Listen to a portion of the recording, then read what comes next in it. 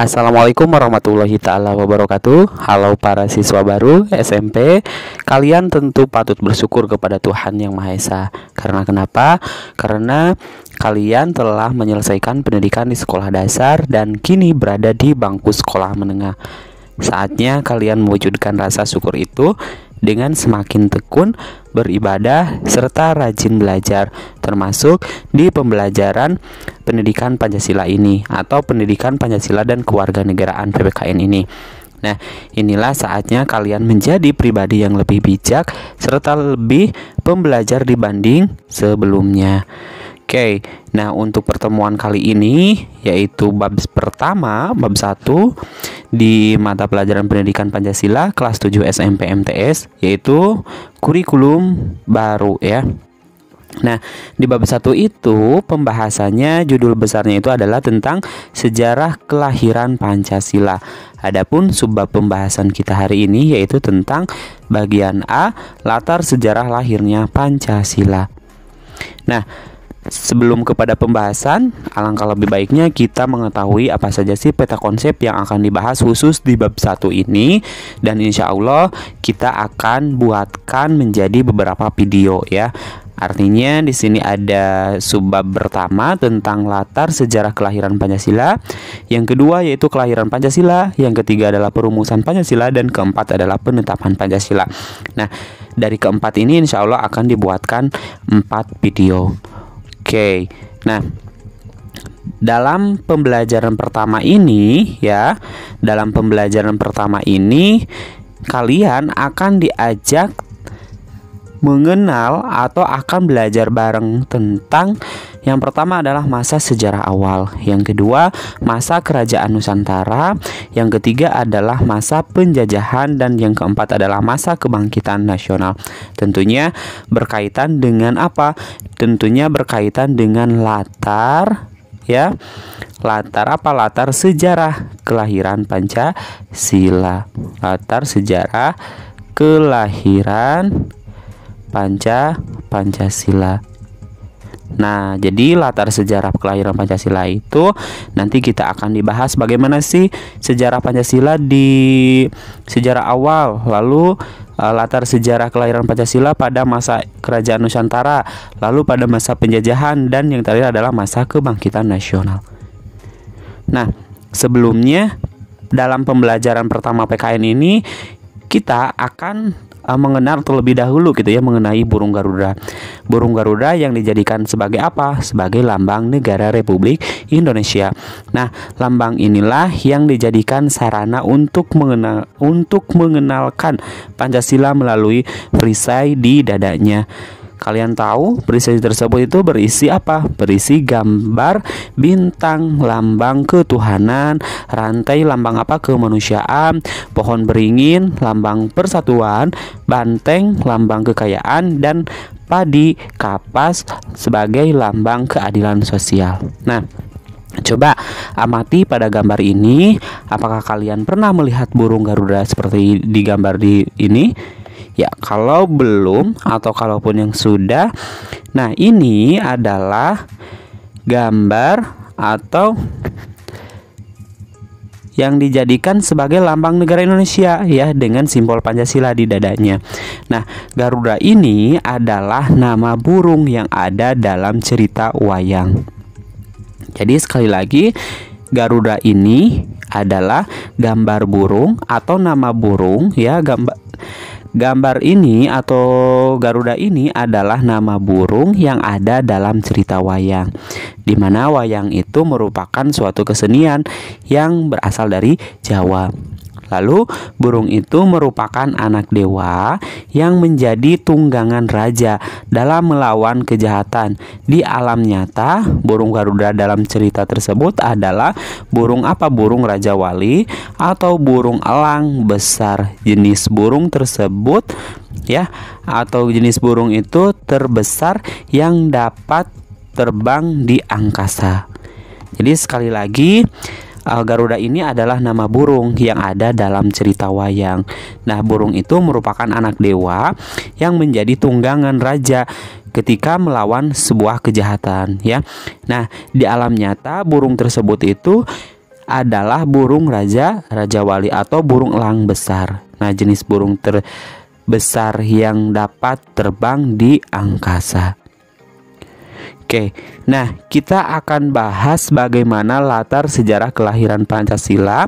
Yang pertama yaitu masa awal sejarah atau masa sejarah awal ya, di masa sejarah awal. Nah, beberapa peninggalan purba menunjukkan bahwa nilai-nilai Pancasila itu sudah ada sejak dahulu di masa praaksara. Jadi masa sejarah awal ini disebut juga dengan masa praaksara. Nah, abad ketiga Masehi ada beberapa nilai ketuhanan saat itu, di antara lain terlihat pada sarana upacara ya. Nah, sarana upacara keagamaan seperti nekara atau gong perunggu. Yang selanjutnya bahwa upacara keagamaan ini ya yang ditemukan itu di banyak tempat atau di berbagai tempat, mulai dari Sumatera hingga Alor, Nusa Tenggara Timur. Oke. Jadi pada masa sejarah awal ini nilai-nilai Pancasila itu sudah ditemukan atau sudah muncul gitu ya. Dilihat dari apa? Yaitu dilihat dari upacara-upacara keagamaan. Nah, upacara-upacara keagamaan ini termasuk ke dalam nilai ketuhanan atau tepatnya adalah sila yang pertama, yaitu sila ketuhanan yang Maha Esa. Nah, yang selanjutnya adalah ada nilai kemanusiaan. Nah, nilai kemanusiaan dan persatuan juga berkembang yang terlihat pada jejak-jejak peradaban lama. Nah, jejak peradaban di zaman praaksara itu antara lain adalah lukisan di dinding gua. Banyak tempat di Indonesia terdapat lukisan gua seperti apa? Wamena Papua, di layang-layang Sulawesi Selatan, hingga di pedalaman Kalimantan. Jadi nilai kemanusiaan pun dan nilai persatuan pun sudah muncul ya pada masa itu.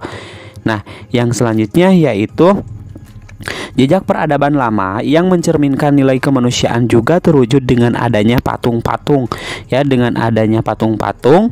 Lalu patung-patung purba tersebut itu seperti di Lembah Badai Sulawesi Tengah maupun di Gunung Dempo Sumatera Selatan. Nah, nilai kemanusiaan tersebut berupa kreativitas dan kesadaran berpikir ya, makin berkembangnya setelah ada prasasti batu tertulis.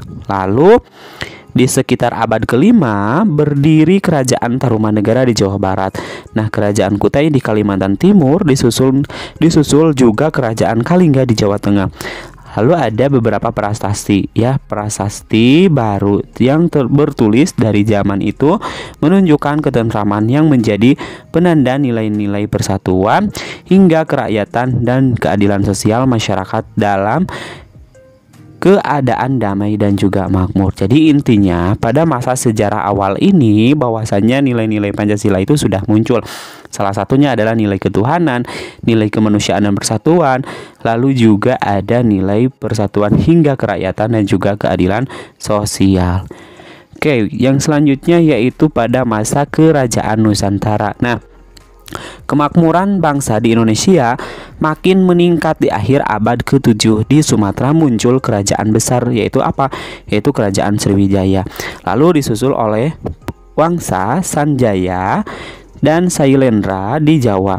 Nah, kerajaan kembar itu membangun candi Candi Borobudur sebagai candi umat Buddha terbesar di dunia, serta Candi Prambanan sebagai candi umat Hindu.